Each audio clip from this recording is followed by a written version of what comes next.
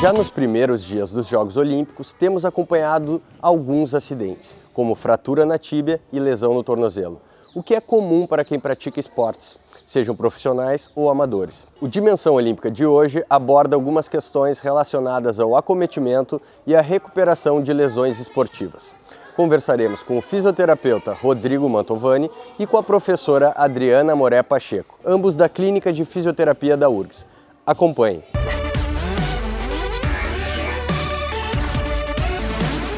Que principais técnicas e procedimentos são utilizados para recuperações de lesões desportivas? Existem diversas técnicas realizadas pela fisioterapia para a recuperação de lesões desportivas. Desde o início do acometimento da lesão até o final da reabilitação desse atleta. No início, a gente usa muito as modalidades terapêuticas, como laser terapia, ultrassom, a eletroterapia em si, para ter um cuidado mais com o processo de dor e o processo inflamatório e mesmo a recuperação, a melhora da cicatriz tecidual. Logo após isso, existe uma série de recursos como para aumento da força, aumento da flexibilidade, aumento da mobilidade, aumento da função após a perda no processo de lesão. Que procedimentos são importantes para a prevenção de lesões, tanto para profissionais como para amadores? Quando se trabalha um exercício de alta intensidade, a diferença entre profissionais e amadores é pequena. Eu acho que para trabalhar um exercício de alta intensidade, primeiro é necessário uma avaliação sistemática, médica, para encontrar possíveis doenças cardiovasculares ou prevenção de morte súbita antes de começar qualquer atividade física de maneira intensa. Falando sobre prevenção, eu acho que é importante sempre ter progressão nos treinamentos, calçados adequados, uma alimentação adequada, treinar a flexibilidade, a força de uma maneira progressiva e assim evitar possíveis lesões com a prática da atividade esportiva.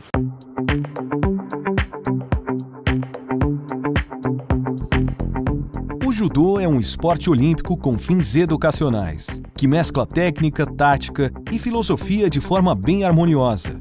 Quando praticado em alto rendimento, o nível de exigências do corpo chega ao seu limite máximo, potencializando a incidência de lesões. Diante das possíveis lesões que podemos tentar prevenir no judô, podemos citar como as mais comuns: lesões de ombro, lombalgias, entorses de joelho, entorse de tornozelo. Sugerimos os seguintes exercícios a ser realizados previamente à prática do judô. Com os músculos lombares e da parede abdominal contraídos, elevar a pelve. Mantendo a mesma posição anterior, elevar o membro inferior com o joelho bem estendido. Repetir o mesmo para o membro inferior oposto. Atenção para não deixar a pelve cair ou rodar para o lado do membro inferior elevado.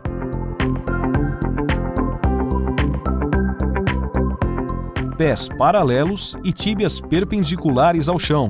Realizar a remada, seguida de rotação externa humeral.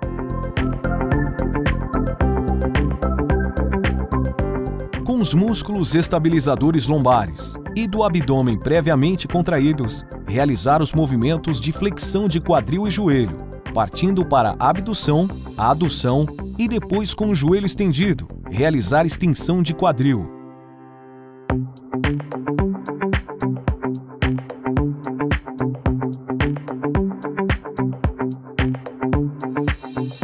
Com os músculos estabilizadores lombares e do abdômen previamente contraídos, realizar flexão e extensão dos cotovelos e, em seguida, associar a rotação de tronco, levando o membro totalmente estendido para o alto.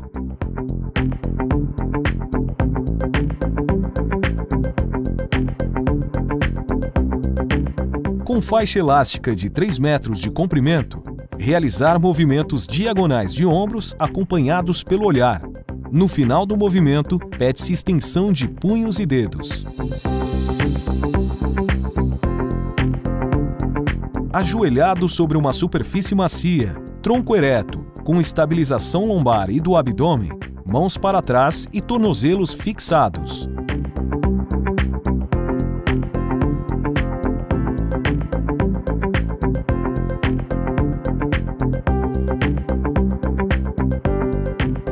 Membros superiores abduzidos a 90 graus, tronco ereto com estabilização de abdômen e região lombar com lordose preservada. Realizar deslocamento lateral nos 2 sentidos, com a perna da frente avançando, depois com a perna de trás empurrando o corpo para a frente, compondo a flexão plantar e eversão. Fazer cambalhota e levantando-se com o apoio somente de um membro inferior, equilibrando-se.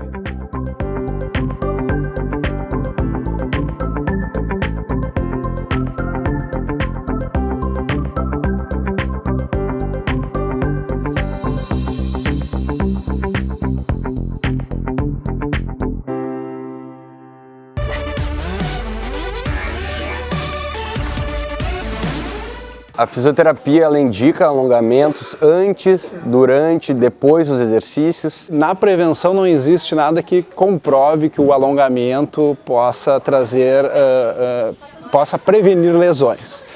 Sabe-se que o alongamento ele pode trazer o aumento da flexibilidade e isso poderia nos trazer algo que evitaria uma lesão no futuro. O alongamento antes da atividade física, às vezes, pode ser inibitório para a atividade. Então, às vezes, importante poderia ser um aquecimento antes da atividade. E o alongamento após, às vezes, pode também trazer danos ao tecido. Então, é importante que o alongamento seja bem controlado e que, se eu fosse indicar, indicaria após a atividade física. Que recursos, equipamentos e plataformas existem no LAPEX da URGS que podem contribuir para a fisioterapia desportiva? O LAPEX é um laboratório que tem diversos equipamentos que podem contribuir com a fisioterapia esportiva. Desde avaliações como o ergoespirômetro, eletrocardiograma, eletromiografia, para avaliação de movimento, como a cinemetria, avaliação de postura, temos avaliação de plataformas de força, avaliação de força através do isocinético. Então o laboratório ele é rico em avaliações da biomecânica para que poderiam contribuir para a fisioterapia esportiva.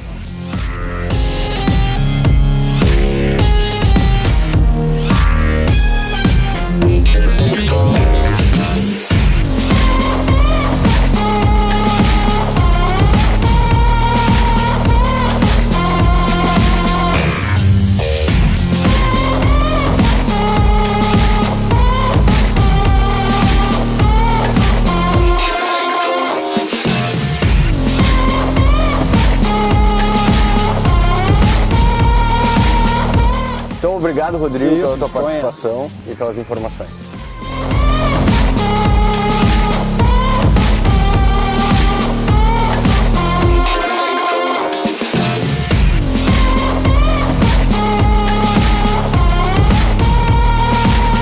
Primeiramente, obrigado pela sua participação, professora. Eu gostaria de saber quais principais tipos de lesões costumam acontecer com atletas e como ocorrem. Bem, essa é uma pergunta bem ampla, né? Tipos de lesões são diversas, né?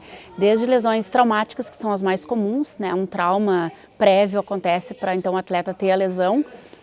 Temos lesões atraumáticas, que são as lesões por instabilidades, muito comuns também na vida do atleta pelos desequilíbrios musculares. Então, obviamente, as pessoas acabam desenvolvendo alguma instabilidade e essa instabilidade geram lesões que não são oriundas de traumas, né?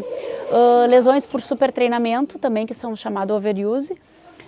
Lesões por estresse mecânico também, que são as famosas fraturas por estresse. Então, às vezes o atleta aparece com uma dor aguda e a gente vai ver não necessariamente é um trauma, mas sim algo relacionado já do supertreinamento que vem e o estresse, né, em função não o estresse psicológico, mas o estresse de sobrecarga articular, muscular, ligamentar, etc.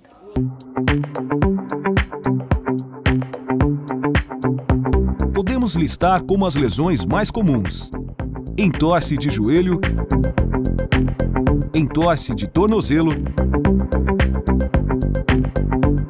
tendinopatia patelar, lombalgia. Quando mais costumam acontecer essas lesões? Durante os treinamentos ou durante as competições?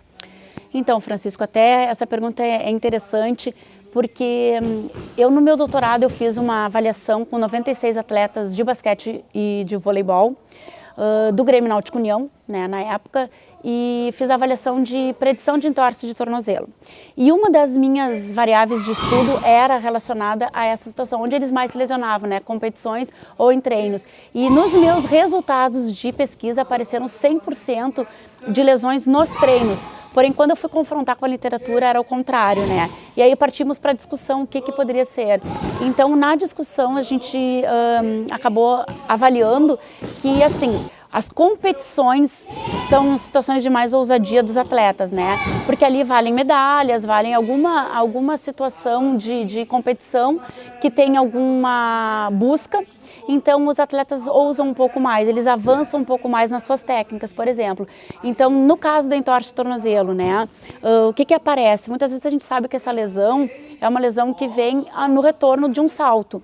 Então, quando o atleta está treinando, muitas vezes ele vê que um colega está saltando junto, ele acaba buscando a situação de retirar o seu pé do local do salto e busca cair ao invés de segurar a bola para um ponto, por exemplo. Na competição isso já não acontece. Ele busca o ponto e não importa se ele vai, então, no retorno do salto pisar no pé do atleta e aquilo ali virar uma lesão. A literatura internacional aponta muito para isso. Nos esportes competitivos, né, a parte de competição é onde tem mais lesões acontecendo. E os treinamentos te propiciam um pouco mais de resguardo, né? Onde tu vai conseguir te preservar um pouco mais de um gesto esportivo exacerbado que possa te provocar alguma lesão. Então esse foi o confronto principal. Então na minha amostra aconteceu isso, né? Foram avaliados atletas de vôlei e basquete com uma frequência de treinamento de 5 vezes por semana, porém esses atletas, eles por estarem muito tempo disponíveis nos seus treinamentos, acabavam então sendo mais predispostos a essas lesões, né? E às vezes os atletas de competição, eles têm também um treinamento exacerbado, né, um treinamento intenso, mas as competições são mais frequentes do que, por exemplo, os atletas que não são de alto rendimento. Na tentativa de prevenir ou minimizar os riscos dessas lesões, sugerimos os seguintes exercícios a serem realizados previamente à prática do basquetebol. Com os músculos lombares e da parede abdominal contraídos, elevar a pelve. Mantendo a mesma posição anterior, elevar um membro inferior com o joelho bem estendido. Retornar para a posição inicial. Repetir o mesmo para o membro inferior oposto. Atenção para não deixar a pelve cair ou rodar para o lado do membro inferior elevado. Com os músculos estabilizadores lombares e do abdômen previamente contraídos, realizar sustentação. Mantendo a mesma posição anterior, evoluir para a extensão da coxa com extensão completa do joelho. Retornar para a posição inicial e repetir o mesmo movimento para o membro inferior oposto. É importante contrair todos os músculos, desde a mão até o ombro, para a estabilização do mesmo e cintura escapular. Com os músculos estabilizadores lombares e do abdômen previamente contraídos, realizar elevação lateral do tronco. Mantendo a mesma posição anterior, evoluir para a abdução da coxa com extensão completa do joelho. Retornar para a posição inicial. Sentado ou deitado, com os joelhos estendidos, realizar com resistência do mini bend em ambos os pés o movimento de lateralidade. Evitar rotação externa dos membros inferiores. Em pé, tronco ereto, segurando a bola à frente, com cotovelos completamente estendidos.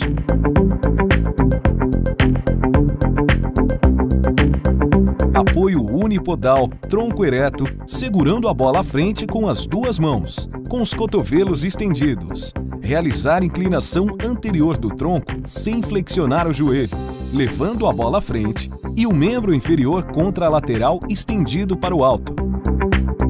Em pé, com apoio somente de um membro, onde o joelho estará levemente flexionado, com as mãos para trás, tronco ereto e olhar fixado em um ponto.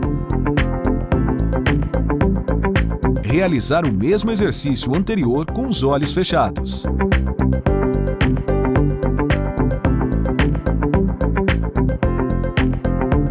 Em pé, com um apoio manual à frente para equilibrar-se, realizar o tracionamento do pé para trás, segurando-o pela ponta e levando o joelho em flexão e o quadril em extensão, sem qualquer tipo de oscilação ou movimento durante a execução. Atenção! Sem forçar o aumento da lordose lombar. Para isso, sugere-se a estabilização prévia da musculatura abdominal e lombar. Sentado com o tronco ereto, projetar levemente o tronco à frente sem flexionar a coluna, até que a sensação de alongamento atrás da coxa se apresente. Manter-se nesta posição sem qualquer oscilação. Repetir o procedimento, buscando avançar à frente sempre um pouco mais. Com o auxílio de uma faixa rígida, tracionar a mesma com as duas mãos até que a sensação de alongamento da região posterior da coxa se manifeste. Realizar o procedimento evoluindo de amplitude progressivamente. Em pé, com a parte da frente dos pés apoiada em uma superfície inclinada, tracionar o corpo à frente, até que a sensação confortável de alongamento se manifeste em ambas as panturrilhas.